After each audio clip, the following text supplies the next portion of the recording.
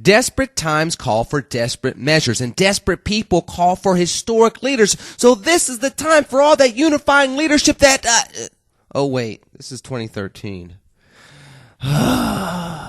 We're going down a bad path. We'll talk about that next on Get Right with Lenny McAllister, starting right now. Get Right with Lenny McAllister. Do or do not. There is no try. The way we help bring back America and we build the bridges and bring people together is by making sure we hold everybody accountable in a 360 fashion. So let me close with this. Yes, there is a change that we can believe in, but it will never come from a politician or a government program.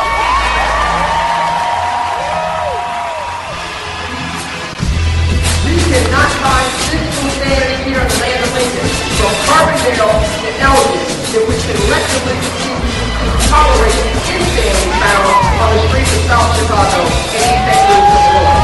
We got to move away from the American Idol soundbite nature of politics and back to the American statesman of humble servant leadership that we used to see in politics.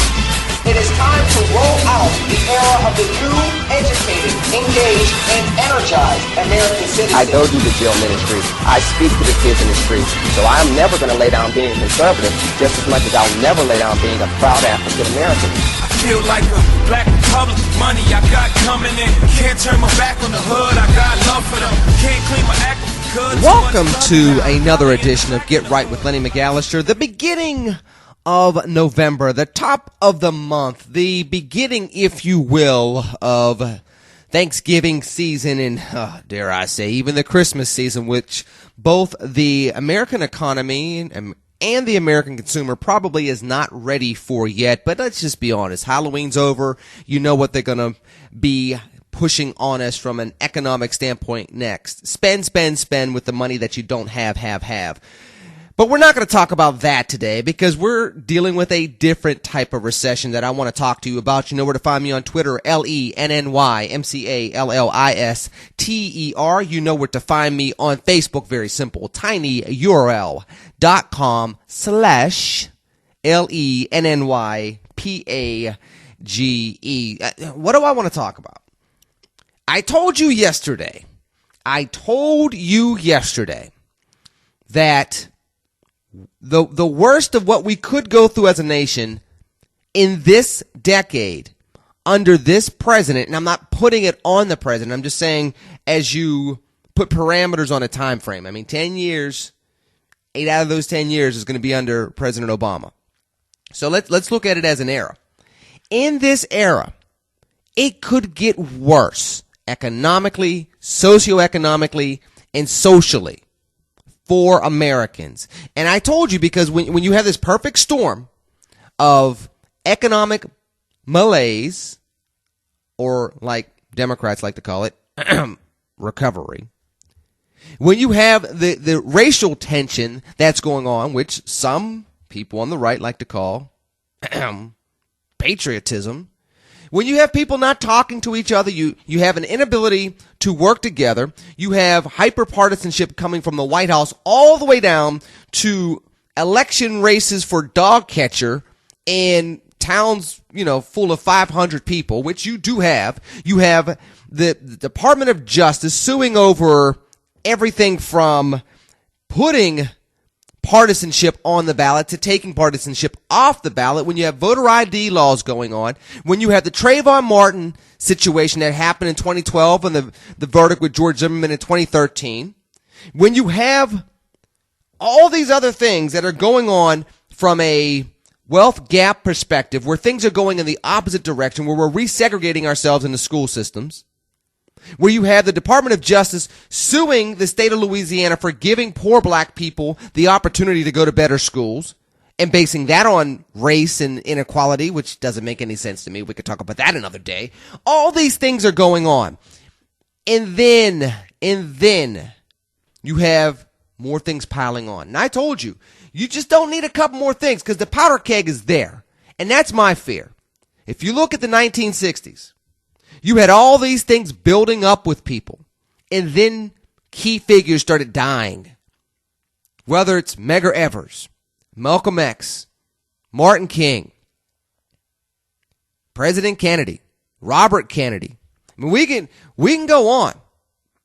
Bullets were flying. I mean, you look at desegregating one school, University of Mississippi, 1962. People died as a result of that. It took the National Guard to integrate a high school. And that, of course, that was in the 50s. But my point is this. You had a turbulent time, particularly in the 60s. And we're hitting these 50-year anniversaries, starting with 63. We'll have them in 64. We'll have them, obviously, in 65. We'll hit it in 68. You have these significant anniversaries that are coming up. And I asked a question yesterday. You can go check it out. Are we getting to a point of time where we're going to go through our turbulent decade?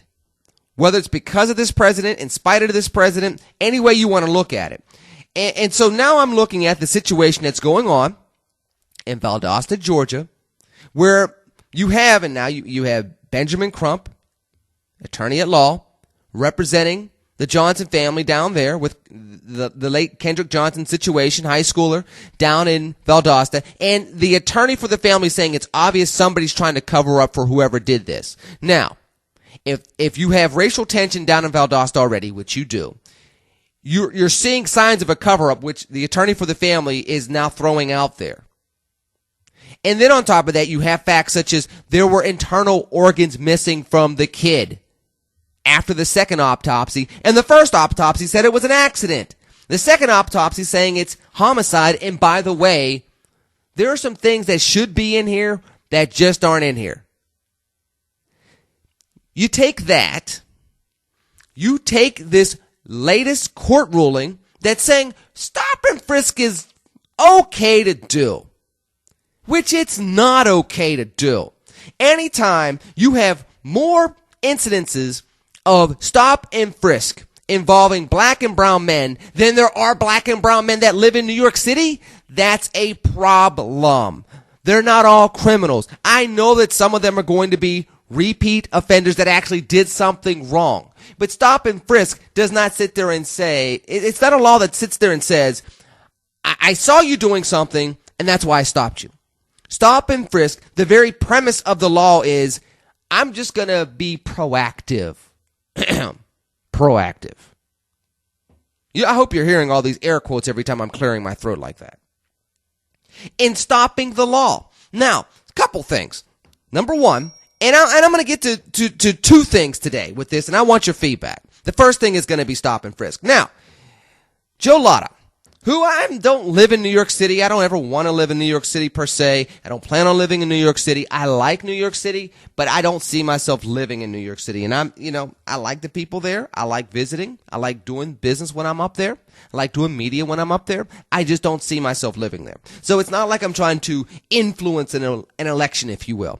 But anytime you see a GOP candidate say something stupid like, I'm standing with the police officers because I'm standing, in essence, behind the stop and frisk policies, and my opponent doesn't do that, that's just an ignorant statement. I'm sorry.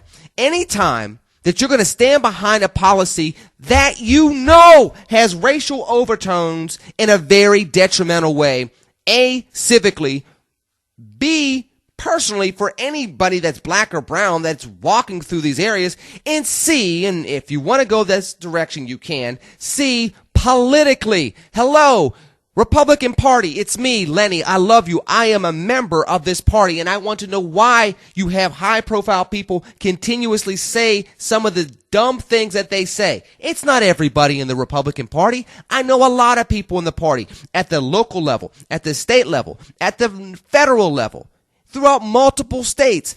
I know a lot of people in the Tea Party movement. I know a lot of conservatives. I know a lot of grassroots folks, from people that put out yard signs, that did it for me. That they handed out materials for me just a few months ago. From that all the way through to people that have run things in the Republican Party. Michael Steele, Chairman Priebus, to former congressmen, to people that are sitting in Congress now. So I know that the party is not this big cauldron of toxicity. However, it befuddles me continuously when we have high-profile Republicans saying ignorant things about the state of black people in America. It's not that daggone hard. Find me on Twitter, find me on Facebook if I'm wrong, but it's not that hard. Listen, you have a policy that proactively goes after black and brown men in your city, assuming that they have to be up to something. Like, por ejemplo, there's a kid that buys a belt for over $300 from Barney's. He had to have either stolen a debit card, even though it has his name on it, must have shoplifted the belt, even though he has the receipt and his debit card for it. Something had to have gone awry. Because unless if his daddy is P. Diddy or Jay-Z or LeBron Bron, there's no way this kid could have afforded to buy the belt. Even if he only had $500 and spent $300 on a belt, it's his belt. Maybe he's aspiring to be Pootie Tang, where he's going to use this magical belt to discipline his kids for the next 40 years of his life. Go do some pop culture research. See who Pootie Tang is. He used a belt to enforce his law as a superhero. That's why I'm saying that. My point is this.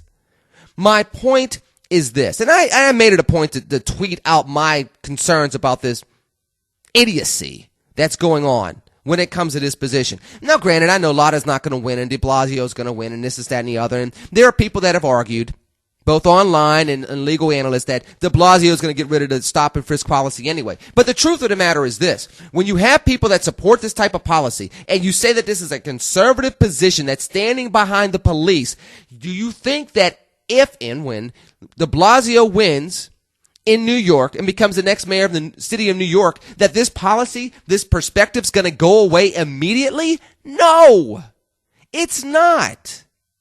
It continues to permeate. So when you add this court decision, which basically allows this policy to go through for the time being, on top of Valdosta, on top of Trayvon Martin, on top of the Voting Rights Act, on top of affirmative action, on top of the bad economy, on top of the racism on both sides of the aisle, the sexism on both sides of the aisle, whether it's high-profile situations with signs at certain rallies, to Joe Biden sitting there saying they're going to try to put y'all back in chains, to Harry Reid in the Negro dialect. You got it on both sides. So you take all of this stuff, you mix it up, you take gangs continuing to grow and prosper in our urban cities.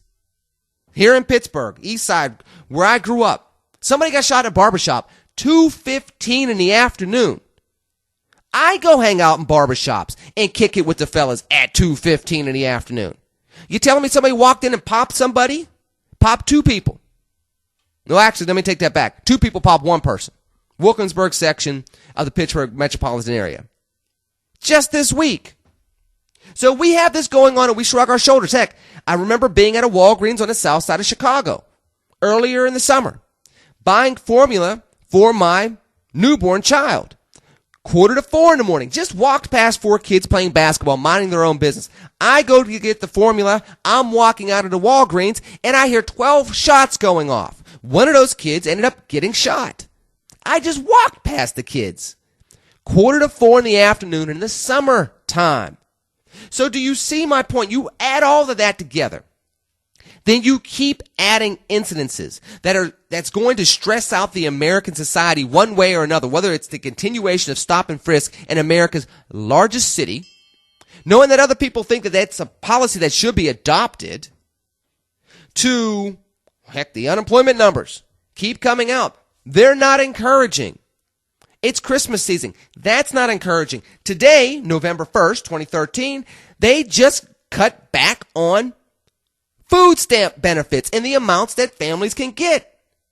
You got some people saying you should. It's an entitlement society. We have to cut back on the spending. But there are no jobs coming back. The jobs that are coming back are not the types of jobs that you could sustain yourselves on. And we complain about that too. And by the way, this monstrosity that's called Obamacare has not helped that situation one bit. So you add all this stuff in there together, and then you see stuff, and I don't know all the details yet. We're still waiting for them to come in. But you see things such as the shooting at LAX. We have school shootings. We had Sandy Hook. We're coming up on the 1-year anniversary of that. We've had Aurora out in Colorado. We had the tragedy with Gabby Giffords. And now, we have the shooting at LAX. And yes, it's a tragedy. And yes, it's a shame. But it's indicative, and I want your feedback. You can let me know. Facebook or Twitter. I want to hear what you have to say. It's indicative of a larger problem in our society. And this is the time when moral leaders, the moral compass of the nation, is supposed to be the presidency. In the 60s, it was the presidency. You had civil rights leaders. You had people in different corners that provided a stability, a beacon of light for us to chase after as a nation, even when everything else around us was dark. And the reason why I feel like we're in serious trouble as a nation, who serves that role now?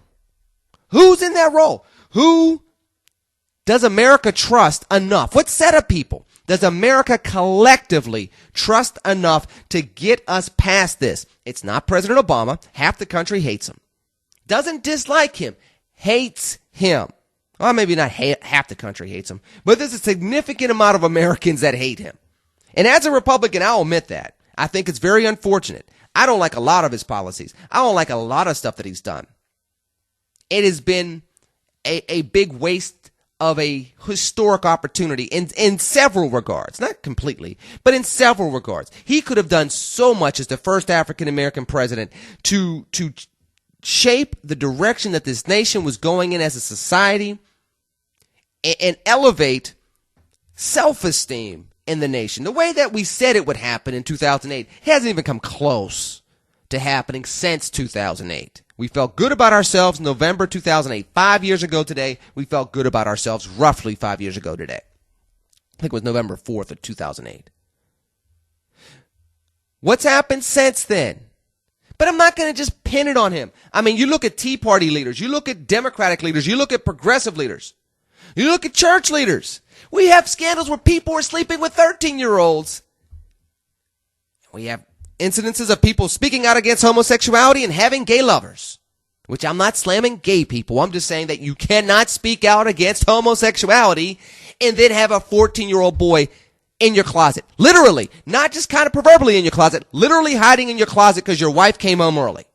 Those are the types of things that we're running into America today. Who is that leader? Who are those leaders? I want your feedback on Twitter or on Facebook, because there are those that will say that the American people will lead us. No, the American people right now are buying into the hatred. The American people are buying into the depression. The American people are buying into the hopelessness. And because we're sifting through toxicity and not rising above it more often than not.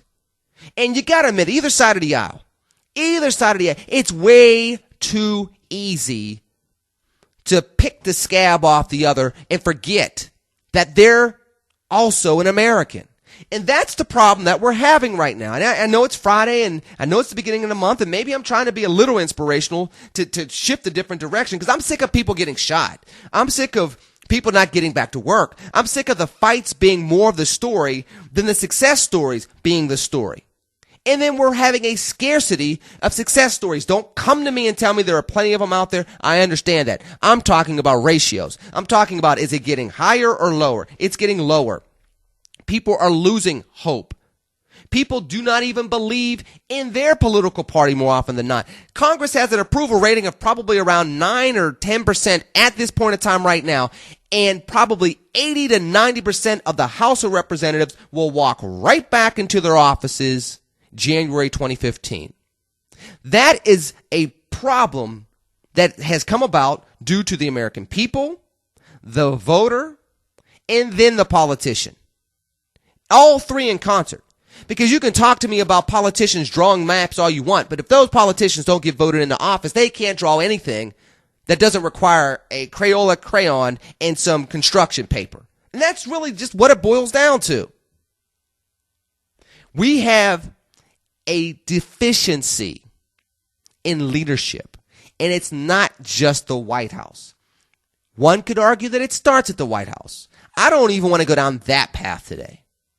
I need us to admit November 1st, 2013, that the toxicity, the hatred, the dysfunction, the hopelessness that we're finding throughout the nation, where you can find folks going to an airport and shooting. Now, we don't know why yet.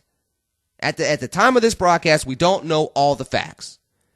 But we do know we've had school shootings. We do know that we've had this shooting today. We do know that we're starting to have these unsolved mysteries. We do know that we just went through a holiday season of Halloween for some. I'm not Wiccan, but I'm trying to be respectful of other people's religions.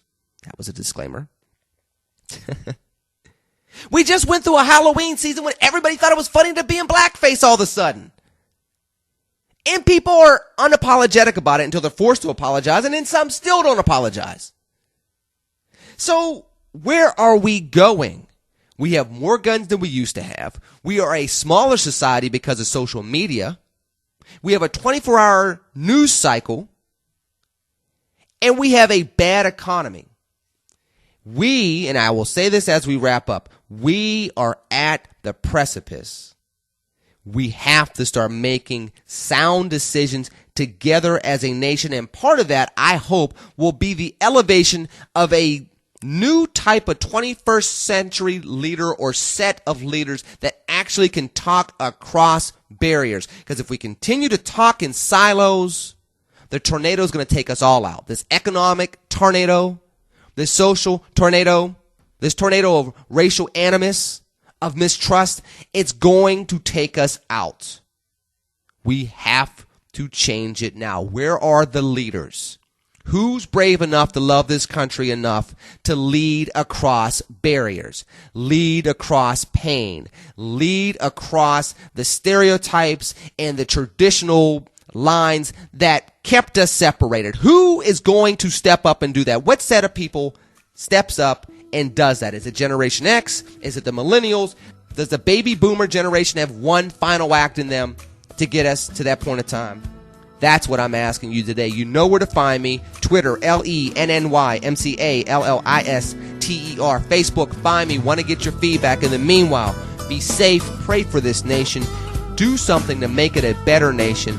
And I'm looking forward to talking to you on Monday. In the meanwhile, pray for me. I'm going to do my best to make it a better community for us all. TCNGB, take care and God bless.